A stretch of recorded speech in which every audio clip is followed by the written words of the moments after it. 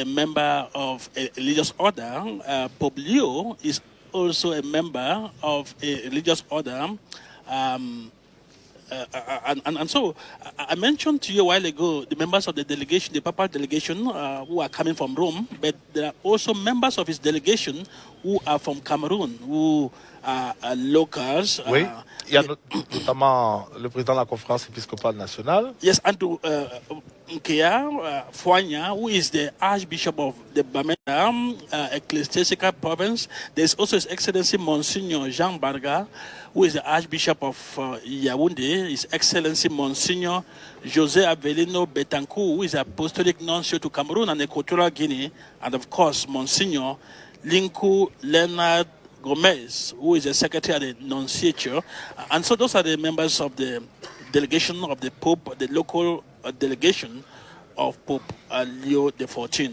Alors, on a parlé des chevaux qui ont escorté, qui ont accompagné le cortège du Saint-Père jusqu'aux grilles du palais présidentiel.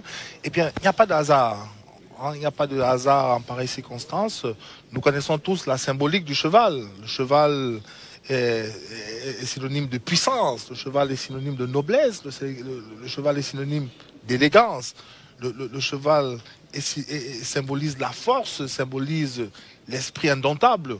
Je crois que c'est pour tous ces caractères, ces traits de caractère que l'organisation, les responsables en charge de l'organisation de cet accueil ont choisi d'impliquer, donc de mettre dans le dispositif une quarantaine de chevaux pour faire de cet accueil au Saint-Père, le souverain pontife Léon XIV, eh bien, un moment fort, un moment inoubliable. Of course, that was an indication of majesty, and respect that the government of Cameroon, especially President Paul Biya, has for the Holy Father. I remember President Paul Biya himself is a staunch Roman Catholic, the son of a catechist, Bam Bondo Assam. Of course, so we expect that kind of level of attention which is accorded to the Holy Father. Even though Cameroon is a secular state, Cameroon does not have a state religion. All religions cohabit peacefully in this country. That is why in this banquet hall today we have, of course, Roman Catholics, we have Protestants, Baptists, Presbyterian, we have Muslims, and even those who do not believe in any religion, and African traditional religious practitioners, they have all converged on the banquet hall of Unity Palace to say welcome to the Pontifex Maximus. Et vous parlez des communautés religieuses qui sont présentes ou représentées ici. Il vous souvient qu'il y a une délégation des imams et dignitaires musulmans du Cameroun qui s'est rendu au Saint-Siège, au Vatican, qui a été reçu par le Saint-Père et qui a demandé avec insistance au pape Léon XIV qu'elle souhaitait qu'il effectue ce voyage apostolique dans notre pays. C'est dire, cela témoigne, une fois encore, de la spécificité, du particularisme du fait religieux dans notre pays, de la tolérance religieuse au Cameroun.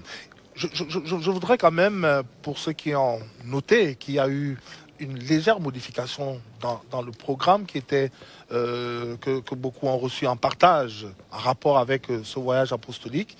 Il se trouve que, au départ, l'étape de cette rencontre du Saint-Père avec les membres de la société civile et autres était initialement prévue au Palais des Congrès. Et que nos sources nous apprennent que c'est le président de la République lui-même qui a décidé que cette étape-là soit ramenée ici au palais de l'Unité, au palais de la République. Et vous voyez que ce palais sert de miroir à ce brassage entre les filles et fils de l'ensemble du pays. Donc, le président Biya, c'est lui-même qui a tenu à ce que cette articulation de la visite ait pour cadre le palais présidentiel, le palais du peuple. Et on imagine bien que le monde entier a les yeux rivés sur le Cameroun en ce moment. Et le président de la République va sans doute prendre la parole tout à l'heure. Et il sait bien que le monde entier l'écoute, le regarde. Et je parie je parie qu'il va profiter de cette occasion pour faire passer un ou deux messages, non seulement à l'assistance qui est prévue, qui est présente ici, mais au monde entier. Definitely, in May 2025, history took an unexpected turn. Ismail Major, Robert Francis Prevost, a church dignitary relatively unknown to the global audience, a missionary priest from Chicago who served in the obscure and remote corners of Peru, was elected Pope Leo XIV, becoming the first U.S.-born citizen to be Pope of the Universal Church. And since he came to the helm of the Roman Catholic Church, Pope Leo this is his third pastoral visit. First of all, he went to Turkey and Lebanon from the 27th of November to the 2nd of December 2025. And then his second visit on the 28th of March 2026 was in Monaco just last month. This visit is his third pastoral visit since he became the head of the Roman Catholic Church. He started off in Algeria, where his patron saint was born, in former Hippo, now Annaba, St. Augustine. And of course, he's beginning in Cameroon. After that, he will go to other destinations. He will go to Luanda in Angola and then to Equatorial Guinea. You were talking a while ago how the St. Augustinians have this particular respect, esteem for elders. Of course, you have a lot of care and concern. That is one of the reasons why Leo, when he was a priest, chose that order, because of the care and concern that the Augustinians showed to the destitute, the halves, not the underprivileged, and those who were vulnerable. And so it is no surprise that he has this kind of a character, a man who has been termed as a field pope, a man who has worked in the fringes and knows the needs of Christians worldwide. Imagine spending 5 years in Peru and serving in those remote areas. He came face to face with poverty, he came face to face with hunger, and of course understands the needs of Christians. So Christians in Cameroon did not fear. The man who has come, the Supreme Pontiff who has come, knows their problems inside out. They don't need to repeat it to him again. 24 minutes déjà que Paul Biya et le pape Léon XIV sont en échange, en audience au 3e étage du Palais de l'Unité, au bureau présidentiel. C'est un échange qui est prévu pour une trentaine de minutes, mais à la vérité, rien ne contraint, rien n'empêche à ces deux personnalités d'aller au-delà, de se permettre un petit glissement dans ce programme. J'imagine qu'ils ont beaucoup de choses à se dire. Il y en a qui seront dites ici, urbi et orbi, devant tout le monde. Mais déjà, dans un cadre plus intime, eh bien, il pourrait avoir un ou deux messages également que l'un et l'autre pourraient partager ou se faire passer directement. Il faut également dire, en rapport avec ce séjour, qu'il a été précédé quand même par un certain nombre d'activités. On a rarement connu une telle ferveur autour de cette visite. Il y a eu des veillées de prière. Je crois que la dernière va s'achever vendredi, veille de la messe à la base militaire, à la base 101. Il y a eu des veillées de prière, il y a eu des colloques scientifiques, il y a eu naturellement le relifting des rues, la remise à niveau des aéroports. Tout cela, c'est des gains de cette visite. Il y a eu des chansons, des hymnes qui ont été composés dans le cadre de cette visite du pape Léon XIV. Il y a un pagne. Bon, on va dire initialement un pagne qui a été conçu, mais je crois qu'aujourd'hui, on se retrouve avec 3 ou 4 pagnes, ce qui colorie davantage cette visite-là, et c'est pas plus mal comme cela. Well, we are into this meeting between President Paul Biya and His Holiness Pope Leo XIV.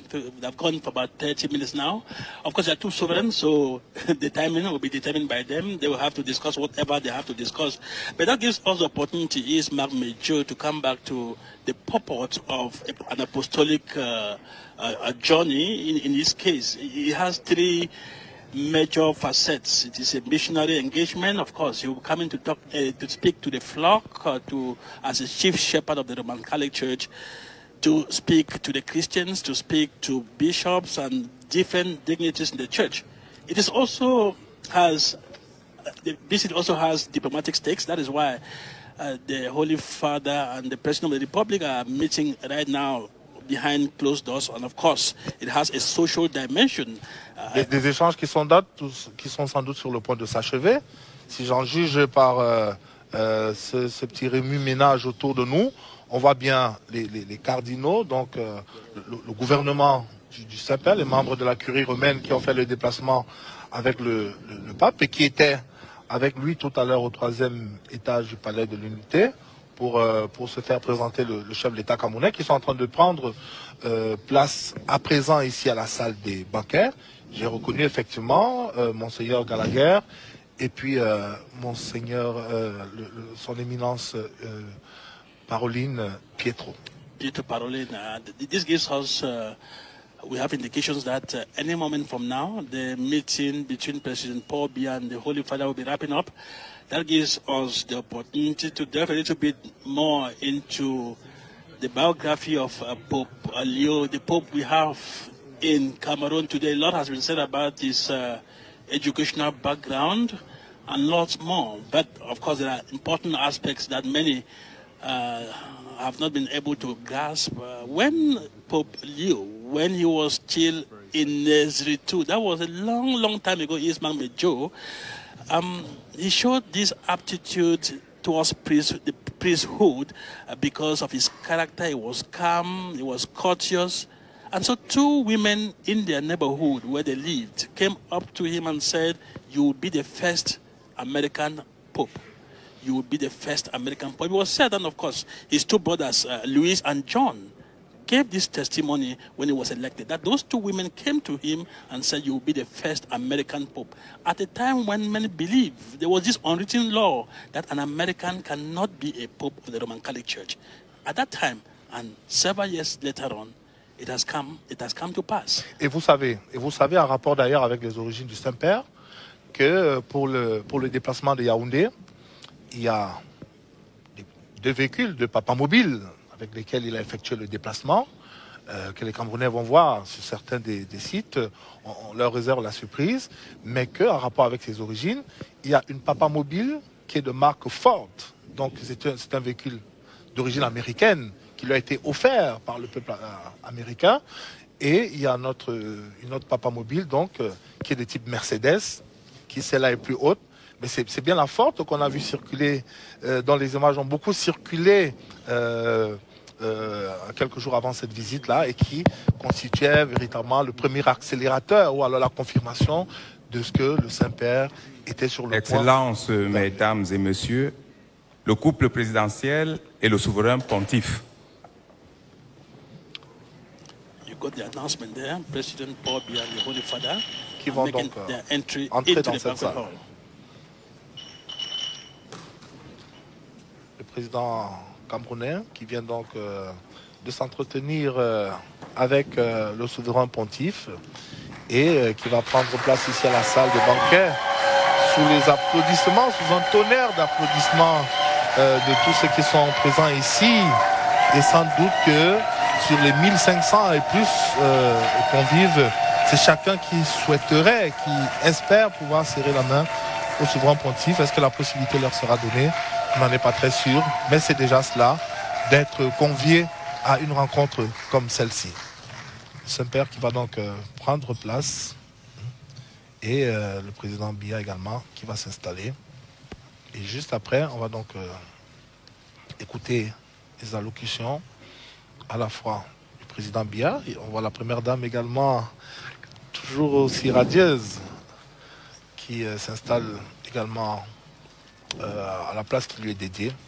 Donc dans un moment, ce sera la liturgie de la parole, pour emprunter à la terminologie de l'Église. On va écouter ces 2 prises de parole avec la plus grande attention. So we're going to listen to the Holy... Excellence, Monsieur le Président de la République, Sa Sainteté le Pape Léon XIV, Madame la Première Dame, Excellences, Mesdames et Messieurs, la rencontre du Saint-Père avec les autorités, la société civile et le